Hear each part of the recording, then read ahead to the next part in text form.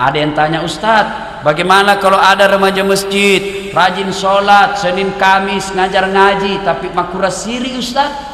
Rasulullah menjelaskan, sittatu asyain tukhbitul amal. Ada 6 sifat yang menghancurkan amal kebaikanmu. Satu diantaranya qillatul haya, to makruh siri. Kisah yang kedua, suatu saat Rasulullah kumpulkan para sahabat di masjid.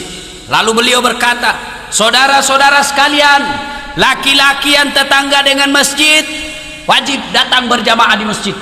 Lo mana kau mak berjamaah masih gie? Bubar jamaah. Tiba-tiba datang tunanetra. Tahu tunanetra ibu?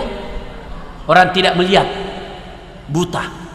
Maka dia kuna minta, ya Rasulullah, bagaimana dengan saya? Saya tidak melihat ya Rasul. Nabi katakan, oh kau lain. Kau lain kau. Pulangin orang. Belum jauh dipanggil kembali sama Nabi. Hafulan sini dulu. Kenapa ya Rasul? Ada yang saya lupa. Kau dengar tidak azan di masjid? Muang kali bagi kau masih gie? Saya dengar ya Rasul. Nabi lalu jelaskan, kalau begitu kau tetap wajib datang berjamaah di masjid. Artinya apa Pak? Kalau kita mau mencontoh Nabi pada maulid kali ini, kalau kita mau meneladani Nabi pada maulid kali ini, yuk mari tanamkan kecintaan sholat berjamaah di masjid. Tapi bagaimana kita lihat masjid sekarang, dibangun besar, dibangun mewah sampai ratusan juta, tapi sayang 1000 sayang, masjid sepi dari jamaah. Masjid kita seperti museum, mewah tapi isinya orang tua sudah pensiun. Tomato amanan nak kasih, akhirnya apa di dalam masjid? Lomba batok. Tidak ada anak muda di masjid. Kenapa orang Islam malas ke masjid? Magaro, aga sabakna. Satu, karena dia tidak lihat pahalanya. Benenge Pak, irite apalan neroma bere jamaah Pak, penuh ini masjid. Seandainya misalnya diumumkan sama Pak Desa, siapa yang datang sholat duhur dikasih gula 3 liter. Jam 12 sholat duhur, jam 11 penuhi masjid. Kenapa? Pak Naita ya malah. Yang kedua, kenapa orang Islam malas datang berjamaah ke masjid? Karena dia tidak tahu pahala dan keutamaan sholat berjamaah. Bu, mau tahu keutamaan sholat berjamaah? Mau tahu keistimewaan berjamaah? Satu, kata Nabi menjelaskan, barang siapa yang wudhu lalu ke masjid sholat berjamaah, melangkah kaki kanan catat 1 pahala, melangkah kaki kiri gugur dosa kecilnya. Coba, jadi kalau bola tak Pak 200 meter dari masjid, PP 200 meter.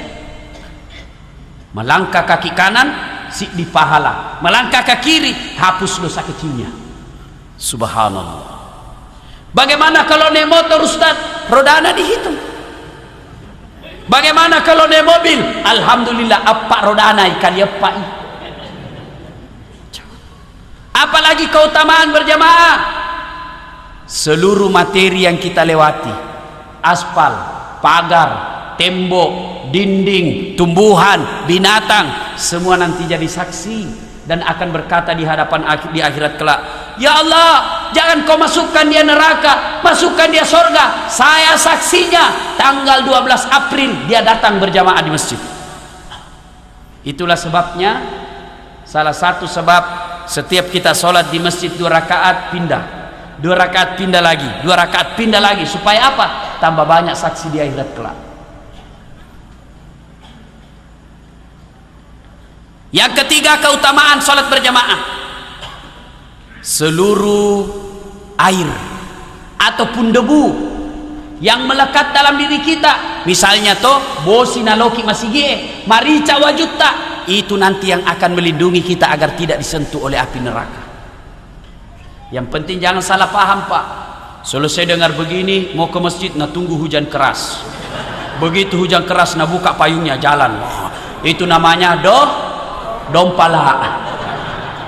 Dongo. Coba. Itulah sebabnya juga Nabi mengajarkan, kalau kau ke masjid usahakan lain jalanmu waktu pergi, lain pula jalanmu waktu pulang. Supaya apa? Tambah banyak saksi di akhirat kelak. Jangan juga salah paham. Selesai dengar begini, dia mau ke masjid, dia ke lapangan dulu, mutar baru ke pasar, baru ke masjid. Selesai berjamaah. Bukan itu yang dimaksud. Apalagi keutamaan berjamaah, ini yang paling populer. Lipat 27 kali. Artinya si semima berjamaah ko masigi akke 20 pitu pi masam pajak ko mulai napa pada palanna. Apalagi kalau bapak sikat gigi dulu, lipat 70 kemuliaan. Apalagi kalau bapak pakai serban, lipat 70 kemuliaan. Jadi tania serba bawat tu belo-belo, ya aku mas serbaki ake 70 pide nama serban napa pada pas serbangi.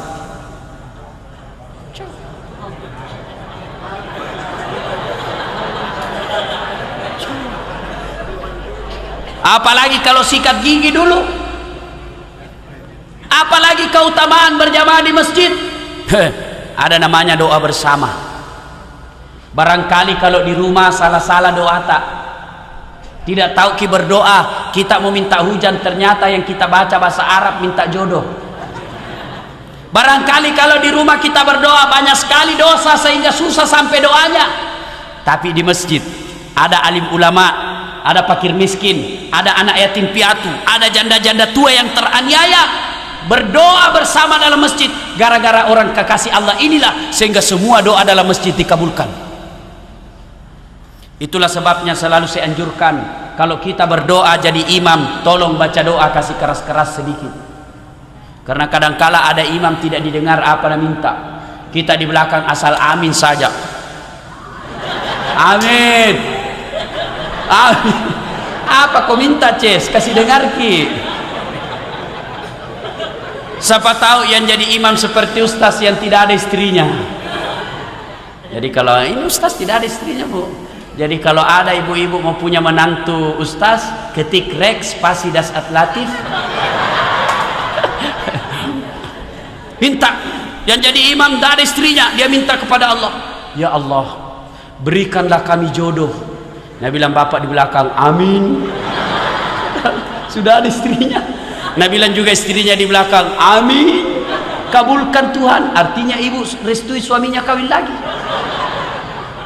Makanya kalau jadi imam usahakan kasih dengar-dengar sedikit ya. Ibu bapak yang saya muliakan, apalagi penyebab orang malas ke masjid, karena manajemen masjid tidak bagus, pengurusan masjid tidak bagus. Ini banyak orang Islam suka sekali bangun masjid besar bertingkat. Untuk apa? Nanda penuh. Biarlah kecil tapi nyaman. Biar kecil tapi orang sejuk di dalam. Ada masjid yang saya kelola di Makassar Pak, bicu kecil, tapi nyaman Pak, ber-AC. Setiap 2 menit keluar pengharum ruangan. Supaya apa? Hilang bau kalepa. Apalagi speakernya baik. Tidak seperti ini. Oh bagus Pak.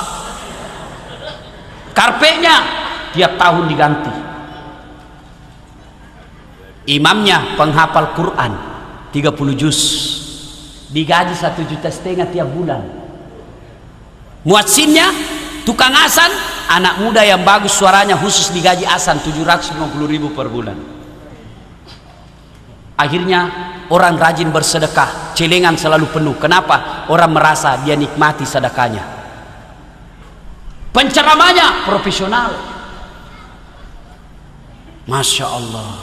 Kadangkala kalau banyak, kita kadangkala undian umroh 1 orang kalau Ramadan. Akhirnya selalu penuh masjid. Orang rajin ke masjid karena merasa nyaman di masjid. Ini tidak. Bagaimana orang mau ke masjid? Yang asan orang tua yang sudah pensiun, camumi Pak, posotopa, asan subuh, ayana salah,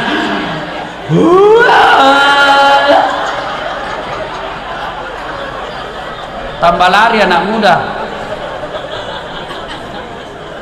panas, mapelatoni Pak. Karpetnya 7 Muharram tidak pernah diganti. Begitu orang sujud sangin tecicak sama pasir di dapat.